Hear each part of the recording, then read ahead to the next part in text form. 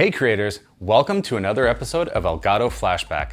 This is the series where we recap everything going on in the world of Elgato, from software releases and updates to new product features, incredible new plugins available for Stream Deck, and so much more. There's a lot to cover.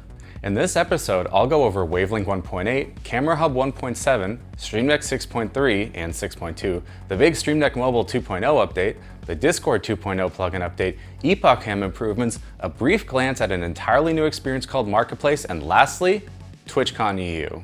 Kicking us off is Wavelink 1.8. This update added Marketplace integration, which I'll touch on a little bit later, and an improved Stream Deck plugin. In the past, you could control all aspects of the Wavelink software with Stream Deck.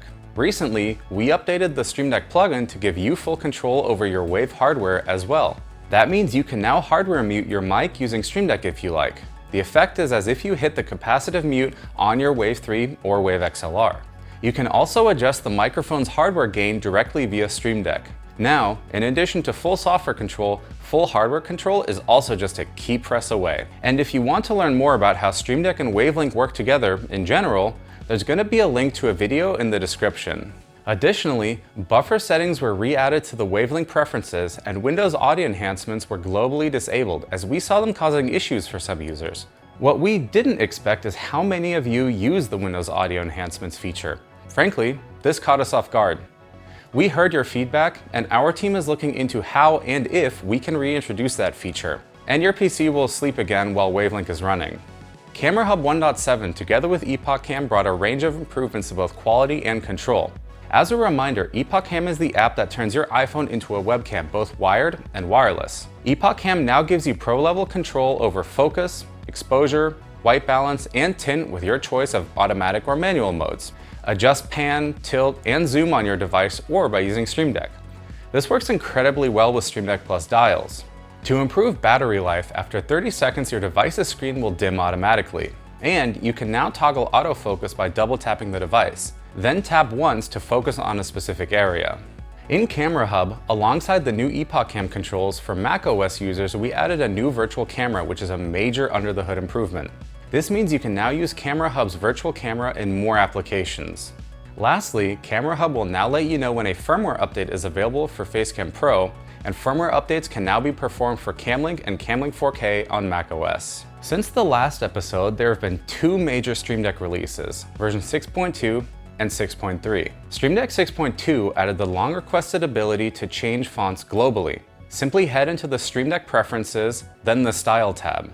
There you can choose the font settings that every key will use. You can still choose per key settings by going to that key and customizing the font there. Another addition in Stream Deck 6.2 is the close action. We've had open for years, and now it's time to close. Simply select the application you want to close and watch the magic happen. Some programs like Discord might not close correctly, so we'll leave a link in the description with more information. Another highly requested feature made it into Stream Deck 6.2. Link action state titles. You can now link the title of a key when the action has two states, on, off, yes, no, etc. This means you only type in the title once and it'll show during both states.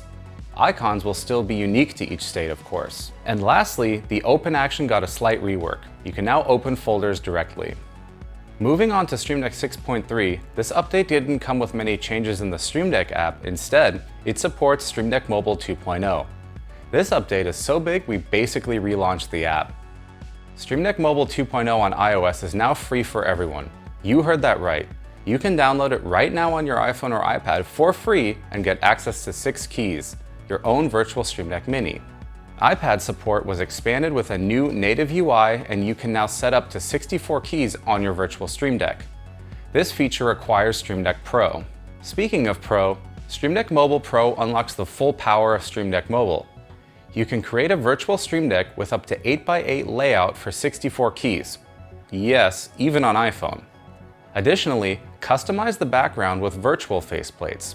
We've included some great designs, and you can even upload your own. Stream Deck Mobile Pro is available for a monthly or annual subscription, and we're excited to offer a lifetime purchase. Buy it once, it's yours forever. Pro tip for iPad users, Stream Deck Mobile supports multitasking and Stage Manager. With multitasking, you can run Stream Deck side by side for up to 128 keys at once, or even 3 times with Stage Manager. Yeah, that's a lot of keys at your disposal. Discord added a new soundboard feature and we thought, hey, how cool would it be to trigger sounds via Stream Deck? So we asked Discord about it. They said that was very cool, and a few weeks later we released our massive Discord 2.0 plugin update full of new features. There's too many to cover, so here's the highlights. Use the soundboard action to play a soundboard from any server while you're in a voice chat. Control input and output device volume and even individual user volume. You know that one friend whose mic level constantly changes? You can now turn them up and down quickly via key or dial. Keep tabs on your servers and see how many people are in channels and how many messages you've missed, and clear your notifications with one tap. Additionally, a fresh set of icons gives the plugin a whole new feel. There's even more for you to discover, and we're not done yet. There's more goodness to come when it's ready. Mac users, rejoice! We've released the dedicated macOS capture device utility. This small application gives you control over all the settings of your capture device. From updating firmware to get the latest enhancements and bug fixes, to changing from HDMI to analog audio when using ChatLink Pro, toggling HDR tone mapping, and if needed, selecting a custom EDID. As mentioned earlier, Wavelink 1.8 launched with Marketplace integration.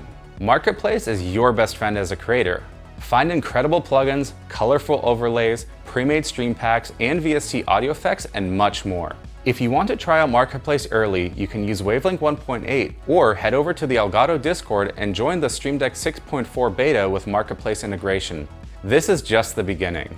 Okay, and lastly, our team, myself included, was at TwitchCon Paris and it was incredible. We had our largest and best booth yet, and many of you stopped by to experience the Stream Deck bar, check out the difference between Facecam and Facecam Pro, get the lowdown and high down on Wave Mic Arm, and try to achieve a high score in Only Up. We're always incredibly excited to talk to you at these shows, and we look forward to seeing you at TwitchCon Vegas in October. That's it for this episode of the Elgato Flashback. Thanks for joining me. Which new feature, update, or improvement is your favorite? Let us know in the comments below. If you want to dive even deeper, check out the Companion Flashback podcast, where we talk with members of the team bringing these incredible products to life and go behind the scenes. Thanks for watching.